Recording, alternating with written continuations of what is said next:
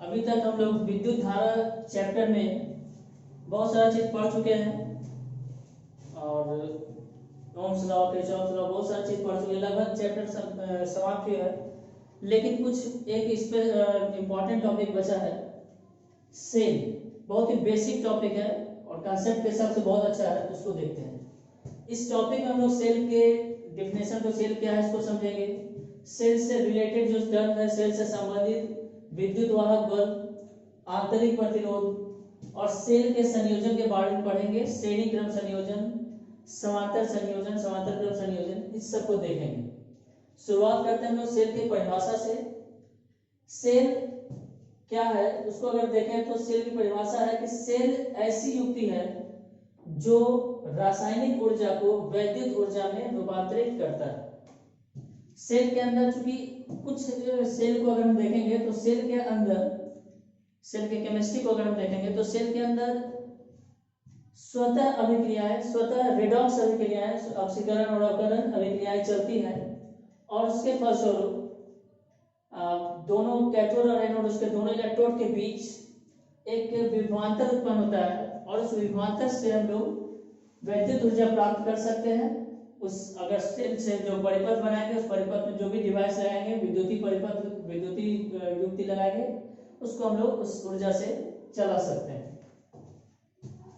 दूसरा है कि सेल इस काम को करके रासायनिक ऊर्जा को वैद्युत ऊर्जा में बदलकर सेल परिपथ में धारा के प्रवाह को स्थायी रखता है, या कह सकते हैं स्टेडी रखता है, उसके प्रवाह को निरंतरता बनाए रखता है उसमें। फिर देखते हैं सेल का सिंबल। जैसा कि हम जानते हैं सेल का सिंबल सर्किट में अगर दिखाना हो तो दो लकीर से इस तरह से दिखाते हैं।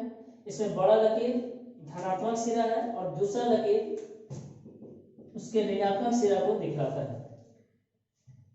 उसके प्रकार में बात करते हैं। सेल का दो प्रकार है, प्राथमिक सेल और दूसरा द्वितीयक सेल।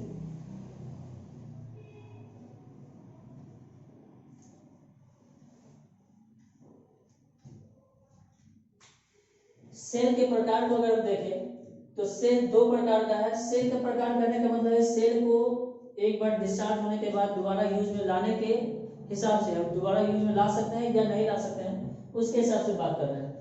तो इस हिसाब से दो प्रकार में बांटा गया है, दो कैटेगरी में बांटा गया है, वर्गीकृत किया गया है, प्राथमिक सेल और द्वितीयक सेल। प्राथमिक सेल यानी प्राइमरी सेल वैसा सेल होगा जिसको एक बार डिस्चार्ज होने के बाद, एक बार अगर डिस्चार्ज हो गया तो उसको हम दोबारा प्रयोग में नहीं ला सकते हैं। एक बार डिस्चार्ज हो गया तो हम दोबारा उसको चार्ज करके उसको दोबारा प्रयोग नहीं कर सकेंगे। इसका बहुत आसान उदाहरण है, घरेलू उदाहरण है कि टॉर्च का बैटरी हो गया या घड़ी का बैटरी हो गया, जिसको हम एक बार यूज करते हैं और एक बार जब सेल डिस्चार्ज हो गया तो फिर हम उसको दोबारा चार्ज नहीं कर सकते हैं और फिर इसको इस्तेमाल नहीं कर सकते हैं।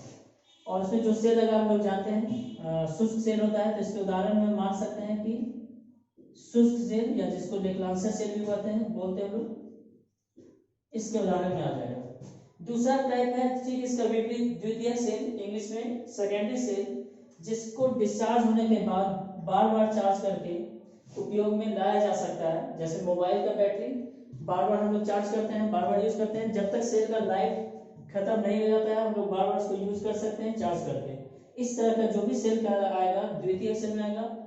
केमिस्ट्री में हम लोग जानते हैं लेड स्टोरेज सेल और भी बहुत सारे सेल है जो इसके कैटेगरी में आता है। तो लेड संचायक सेल इसमें हम उदाहरण ले सकते हैं। लेड संचायक सेल जो इन्वर्टर में, बैटरी में, इन्वर्टर के बैटरी में होता है और या कार के बैटरी में होता है, इस तरह का सेल सेकेंडरी सेल। अब हम लोग आते हैं सेल से संबंधित महत्वपूर्ण परिभाषाओं पर। पहला सेल का विद्युत वाहक बल, बहुत इंपॉर्टेंट टर्म है। विद्युत वाहक बल इलेक्ट्रोमोटिव फोर्स, शॉर्ट में ईएमएफ। तो सेल का ईएमएफ सेल द्वारा परिपथ में, परिपथ कैसा है जिसमें सेल खुद लगा हुआ हो, सेल सहित परिपथ में धारा के स्थिर प्रवाह को बनाए रखने के लिए आपूर्ति की गई ऊर्जा है। यानी हम अगर देखें तो सेल जिस सर्किट में लगा है, अगर सेल के किसी सर्किट को, सिंपल सर्किट इसको बात करेगा तो हम देखेंगे कि सेल इसमें करंट को बनाए रखता है लगातार। अगर ऐसा नहीं होता, मान लेते हैं यहाँ से करंट अगर निकलने का मतलब यहाँ से पॉजिटिव चार्ज का प्रवाह हो रहा है, ऐसा मान सकते हैं। यानी धनात्मक सिरा से पॉजिटिव चार्ज निकला और यहाँ से ऐसा प्रवाह करके यहाँ पहुंचा। इसका मतलब कि जब यहाँ से प्लस निकला और यहाँ पहुंच गया तो कुछ ना कुछ विभवांतर घट जाना चाहिए, और लगातार अगर करंट चलता रहा तो विभवांतर को घट के शून्य हो जाना चाहिए, और जैसे विभवांतर शून्य होगा तो करंट को भी रुक जाना चाहिए।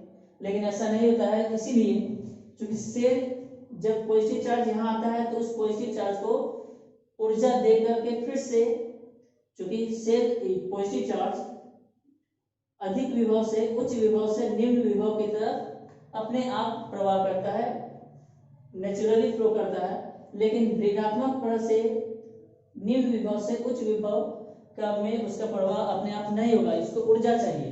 तो उस ऊर्जा को देने वाला, प्रदान करने वाला युक्ति है सेल, और इसीलिए कहा गया कि सेल जो ऊर्जा देता है, स्थिर प्रवाह बनाए रखने के लिए जो ऊर्जा आपूर्ति करता है, उसी को कहा जाता है सेल का विद्युत वाहक बल, ईएमएफ। तो यहाँ ध्यान देना कि ईएमएफ का फुल फॉर्म है इलेक्ट्रोमोटिव फोर्स, हिंदी में विद्युत वाहक बल। अब नाम है फोर्स, लेकिन डिफाइन करना है कि ऊर्जा है। ऐसा इसलिए है कि जब तक इसका इस तरह का सटीक जो परिभाषा है, सटीक रूप से परिभाषित नहीं हुआ था, तब तक ऐसा माना जाता था कि सेल के अंदर कोई ऐसा एजेंट है जो इस काम को करने के लिए उस आवेश पर बल लगाकर ऋणात्मक सिरे से धनात्मक सिरे पर ले जा रहा है। लेकिन बाद में इस परिभाषा को सटीक नहीं माना गया, बाद में इसको ऊर्जा के रूप में परिभाषित किया गया, लेकिन तब तक इसका नाम फेमस हो चुका था, इसलिए नाम को वही रहने दे गया। यानी इस नाम में जो फोर्स रह गया या विद्युत वाहक बल रह गया, नाम पुराना ही रह गया, इसलिए कि इससे कंफ्यूज नहीं होना है। नाम है बल, लेकिन दरअसल अगर देखें तो डिफाइन किया गया इसको ऊर्जा के रूप में। अब बात करते हैं ईएमएफ की दिशा। तो जैसा हम लोग देखे कि यहाँ पर सेल क्या कर रहा था, ऋणात्मक से धनात्मक को लेके जा रहा था, इसलिए हम कहेंगे कि ईएमएफ सेल के ईएमएफ की दिशा ऋणात्मक सिरे से धनात्मक सिरे की तरफ होगी। अगर फिगर में देखें तो धनात्मक और ऋणात्मक, तो सेल का ईएमएफ इस तरफ होगा, ऋणात्मक सिरे से धनात्मक सिरे की तरफ। फिर हम लोग देखते हैं सेल का आंतरिक प्रतिरोध, स्मॉल आर से डिनोट करते हैं, और सेल के ईएमएफ पर बात करें तो इसका सिंबल एप्सिलॉन या स्मॉल ई बोल सकते हैं, इस ई से डिनोट किया जाता है। आंतरिक प्रतिरोध की बात करते हैं, सेल का आंतरिक प्रतिरोध क्या है। जब हम बात करेंगे सेल परिपथ में धारा प्रवाहित कर रहा है, परिपथ में जो भी चीज लगेगा, जो भी युक्ति है, और करंट के रास्ते में प्रतिरोध लगाता है, हम जानते हैं। लेकिन अगर हम बात करें कि सेल से होकर भी धारा प्रवाहित हो रही है, और सेल चूंकि पदार्थ से बना है, पदार्थ की प्रकृति है कि वह कुछ न कुछ प्रतिरोध उत्पन्न करेगा धारा के पथ में, धारा के रास्ते में, इसलिए सेल के पदार्थ के द्वारा जो प्रतिरोध लगाया जाएगा उसको कहा जाता है सेल का आंतरिक प्रतिरोध। और कभी भी इसको हम इस बाहर से प्रतिरोध हम जितना भी लगा उसको घटा सकते हैं, बढ़ा सकते हैं, लेकिन इस प्रतिरोध को हम कुछ नहीं कर सकते हैं, क्योंकि सेल का अपना खुद का प्रतिरोध है, उसके पदार्थ का प्रतिरोध है जो स्वतः रहेगा ही हमेशा। तो ध्यान रखना है, सेल का आंतरिक प्रतिरोध बहुत ही महत्वपूर्ण है, लेकिन जहां पर इसका महत्व कम होता है वहां इसको नगण्य कर सकते हैं, नगण्य मान सकते हैं।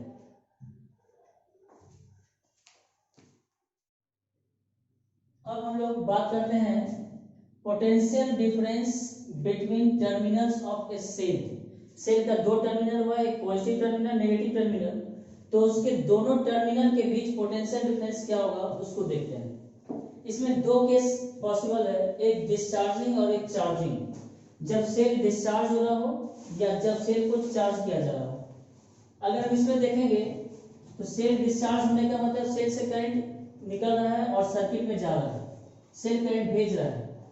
जैसे मोबाइल में दिन भर यूज कर रहे हैं तो सेल मोबाइल को चला कौन रहा है, तो मोबाइल का सेल चला रहा है। लेकिन जब हम यूज कर रहे हैं, मोबाइल डाउन हो गया, रिचार्ज हो गया, डिस्चार्ज हो गया मोबाइल का सेल, तो हम उसको रिचार्ज करते हैं, डिस्चार्ज करते हो गया तो उसको फिर चार्ज में लगाते हैं।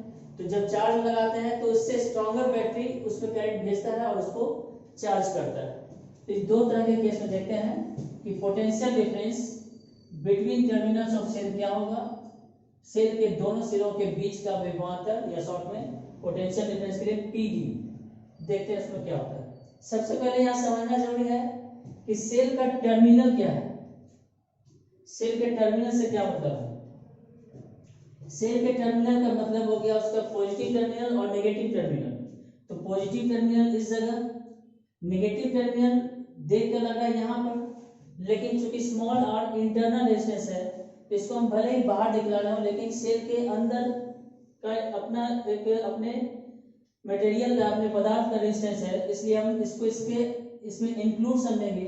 इसलिए हम कहेंगे सेल यहां से लेकर के यहां तक है, इसके अंदर आ गया। हम कह सकते हैं इसके अंदर, इस सर्कल के अंदर जो दिखला रहा है सेल है। अब इस पॉइंट से इस पॉइंट के बीच पोटेंशियल डिफरेंस देखना हम लोग को। मान लेते हैं इस पॉइंट को ए और इस पॉइंट को मान लेते हैं बी, या प्लस माइनस भी मान सकते हैं, पॉजिटिव टर्मिनल नेगेटिव टर्मिनल। अगर हम देखेंगे तो V A minus V B जब हम लिखेंगे पोटेंशियल डिफरेंस बिटवीन पॉजिटिव, जब पोटेंशियल डिफरेंस कर रहे हैं सेल का, विभवांतर कर रहे हैं सेल का, दोनों सिरों का मतलब धनात्मक सिरा माइनस ऋणात्मक सिरा, पॉजिटिव माइनस नेगेटिव, तो हमको ए माइनस बी करना है ना कि बी माइनस ए, इसका ध्यान रखना है।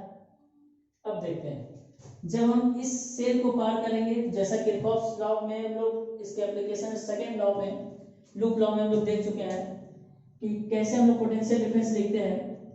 जब हम किसी एलिमेंट को पार करते हैं, सर्किट के किसी एलिमेंट को पार करते हैं, तो पोटेंशियल डिफरेंस कैसे लिखते हैं उसको देख चुके थे। कब प्लस साइन यूज करते हैं, कब माइनस साइन यूज करते हैं। तो यहाँ जब हम ए से आगे बढ़ेंगे और सेल को पार करेंगे, तो चूंकि पॉजिटिव टर्मिनल से नेगेटिव टर्मिनल गया यानी पोटेंशियल गिरा, तो हम लिखेंगे ई। इधर से जाने के समय हम लोग पॉजिटिव टर्मिनल में है इसलिए प्लस ई, और जब हम रेजिस्टेंस पार कर रहे हो तो उसमें करंट देखेंगे, तो करंट पूरे सर्किट में कहीं भी जंक्शन नहीं है, तो यही करंट आई पूरे सर्किट में होगा।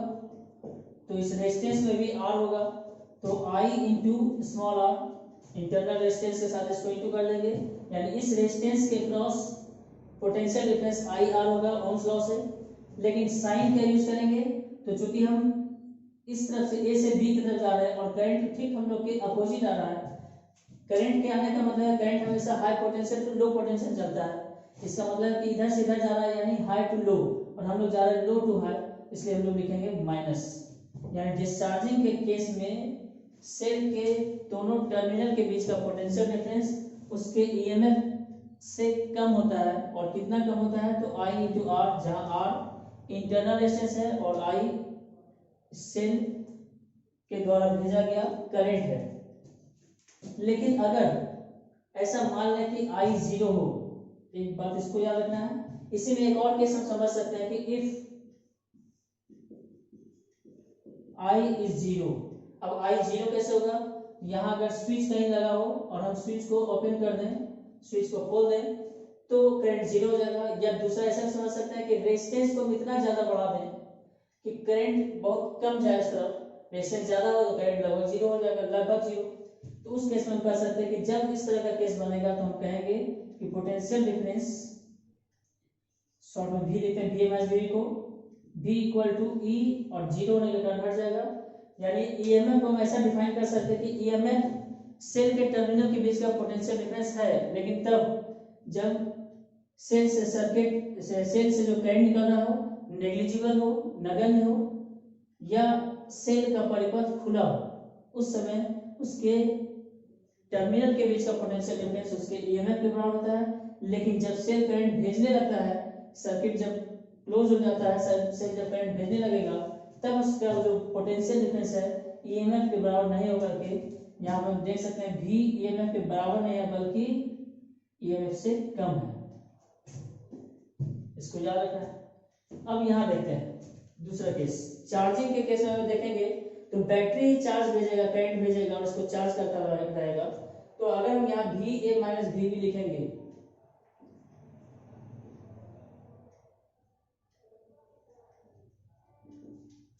तो फिर उसी तरह से पॉजिटिव टर्मिनल पार कर रहे हैं तो प्लस ई, और इसको पार करेंगे करंट आई जा रहा है आई आर, लेकिन इस बार करंट उसी तरफ जा रहा है जिधर हम लोग जा रहे हैं। इसका मतलब है हम लोग जिधर जा रहे हैं करंट उधर जा रहा है, यानी हाई टू लो पोटेंशियल जा रहा है, तो फिर हम यहाँ पे प्लस लिखेंगे। यानी इस केस में, डिस्चार्जिंग के केस में पोटेंशियल डिफरेंस जो है सेल के दोनों टर्मिनल के बीच का ईएमएफ से ज्यादा हो जाएगा। और इस फॉर्मूला का बहुत हम लोग यूज करते हैं।